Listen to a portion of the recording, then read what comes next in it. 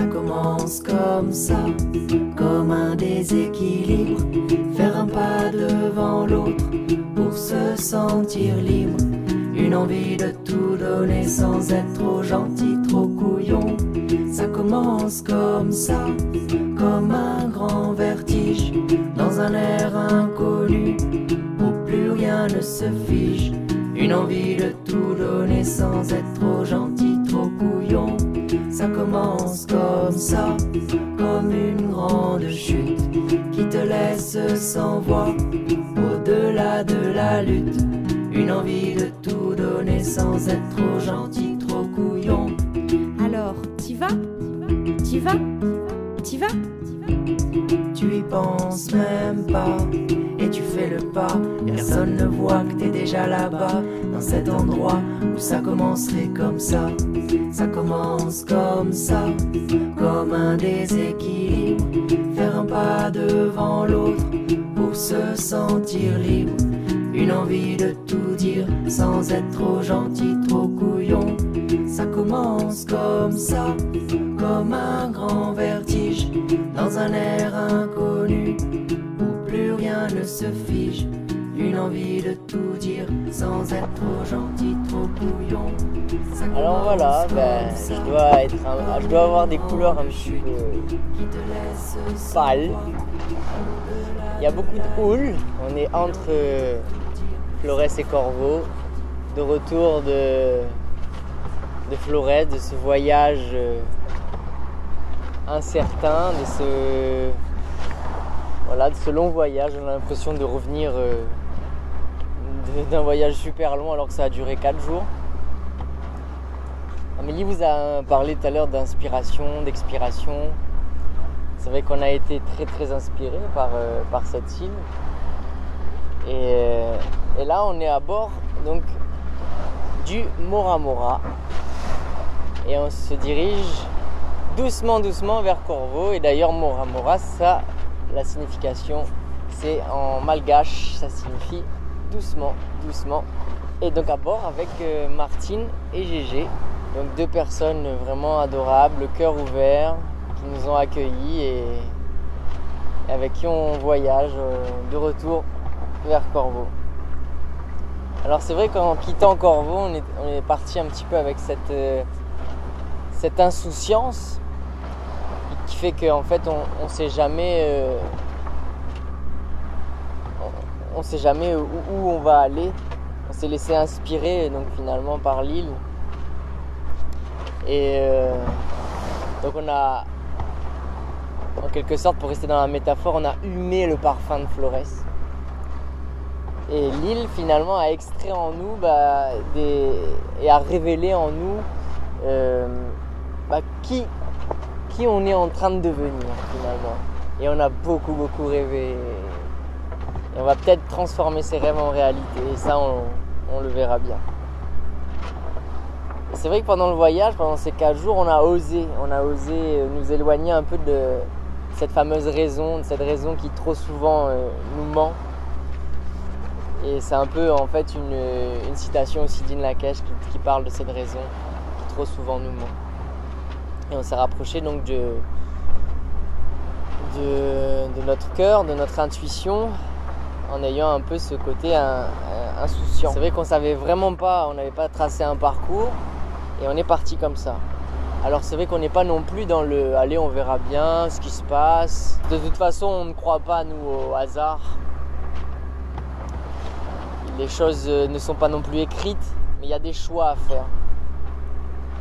Et ces choix donc sont orientés par nos intuitions, par notre cœur.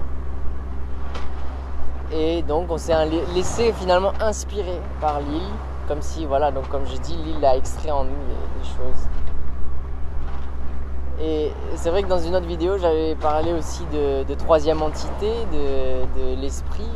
Et là, du coup, Flores a pris un peu le relais de cette entité. Ce qui fait que voilà, on a fait des rencontres. Et du coup, par rapport à toutes nos rencontres qu'on a fait à Flores en si peu de temps, l'île nous a orientés vers le sud, vers Lages, où justement on a rencontré Martine et Gégé, donc des Français qui nous viennent de Bretagne, et donc leur voilier Mora Mora. C'est vrai qu'en fait, je reviens au sens de Mora Mora, aller doucement, doucement. C'est vrai qu'il ne faut pas précipiter les choses dans la vie, il ne faut pas chercher à faire venir, à faire advenir les choses, parce que finalement elles se passent complètement différemment. C'est comme si quand on plantait une graine, on voyait la germe pousser, qu'on tirait sur la plante, donc ça n'a aucun sens, il faut laisser le temps aux choses de se faire. Il y a une autre citation aussi dans Une Lakèche qui dit « Je me laisse porter par ce courant, lui c'est mieux que moi où je vais ». Donc on n'est pas seul à décider les choses, on se remet à cette troisième entité. Et c'est vrai que c'est un beau message pour Amélie et moi, une sorte de code qui fait qu'on retourne à Corvaux, ici même sur ce bateau. On continue, c'est même pas un retour, on continue notre voyage sur ce voilier qui normalement est porté, aspiré par le vent. Là il y a un peu beaucoup de houle et très peu de vent. Ce qui fait qu'on a pris le relais du moteur, on a démarré avec la voile, mais là on a pris le relais au moteur.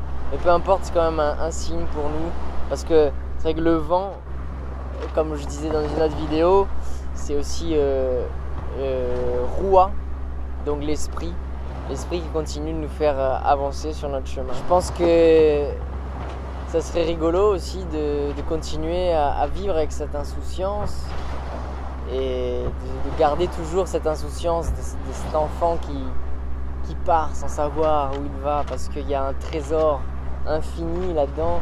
La vie nous donne des trésors quand on est dans cette insouciance. Elle nous offre des cadeaux, et le deuxième sens de cadeau c'est présent. Elle nous donne des présents, elle nous offre des présents qui nous ressemblent finalement, et du coup on rencontre des gens dans ce présent qui nous ressemblent. On a l'impression que ces personnes sont des vieux amis tout neufs, un peu comme Tassio et Claudia, qu'on a rencontrés donc aussi à la GES. On a l'impression qu'on peut faire le tour du monde avec eux, puis d'abandonner tous nos projets et puis partir avec eux, mais la vie c'est un peu aussi comme ça, des rencontres qui fait qu'on a envie de tout donner notre amour, mais bon voilà, on continue malgré tout notre chemin, on garde notre cap. Et puis aussi bien on se retrouvera, de toute façon on se retrouve, parce que ces gens-là ils suivent leur cœur et nous on suit notre cœur, donc du coup dans un sens on est déjà au même endroit finalement, même si on n'est pas géographiquement au même endroit. Et donc c'est vrai que du coup quand on fonctionne comme ça, on attire les gens qui nous ressemblent, on attire à soi les gens qui aussi écoutent leur cœur. Et c'est à ce moment-là où effectivement on peut commencer à dire je suis un autre toi-même.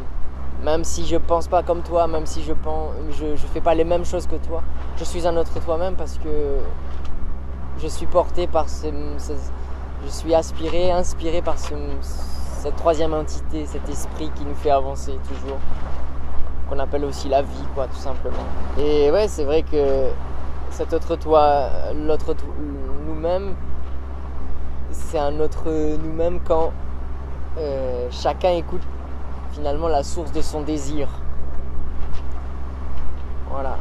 Et fait aussi de ses rêves une réalité. Alors probablement nous on va transformer aussi tous nos rêves qu'on a eus à Flores en réalité, ou en tout cas il faut beaucoup rêver pour qu'au moins une partie de ce rêve devienne réel. Voilà, je reprends petit à petit mes couleurs et puis on continue l'aventure je fais face à Corvaux, Amélie vous montrera après. C'est vrai qu'on retourne un peu à là où tout a commencé finalement. Et voilà, on va probablement aussi donner notre vision de Corvaux à Martine et Gégé comme un échange qui nous offre un merveilleux cadeau de faire ce voyage, cette traversée entre Flores et Corvaux à la voile. Donc voilà, à bientôt pour une nouvelle pensée en voyage, et je vous laisse sur la vue de Flores derrière nous et Corvaux devant.